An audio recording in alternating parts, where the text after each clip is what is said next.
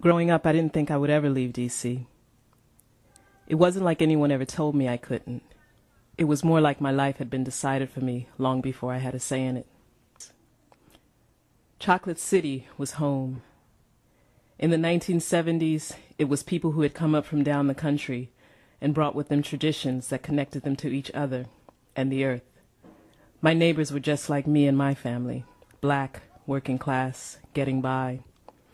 We raised chickens and shared the wisdom of canning vegetables and planting collard greens. Growing up in a city that was more than 70% black meant safety. D.C. was far enough south to be country and far enough north to be safe from the discrimination that existed in the Deep South. It was also two cities, black and white.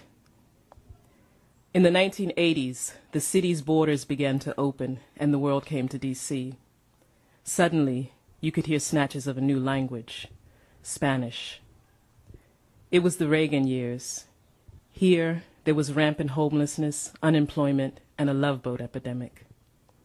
In Central America, it was hunger, torture, and desaparecidos. But instead of living separately like blacks and whites, the Central Americans lived side by side with African Americans, tentatively and often violently.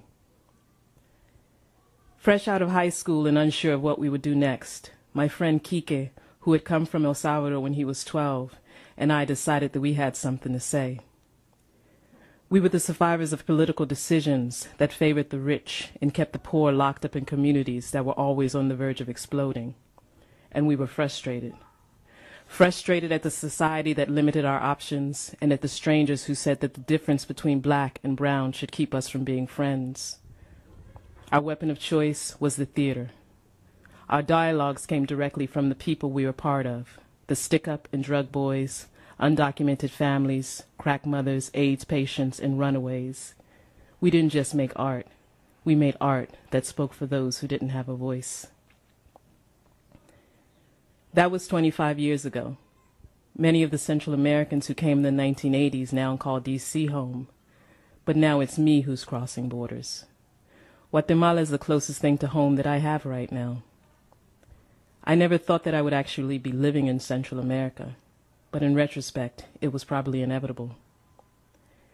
Everything that I believe about social justice took shape when the segregation I grew up with began to unravel, and I realized that there was more between us than separates us. Why Guatemala? That's the question that people ask on both sides of the border. Believe it or not, it reminds me of where I was born. Not the city of strangers that D.C. has become, but the one that raised me.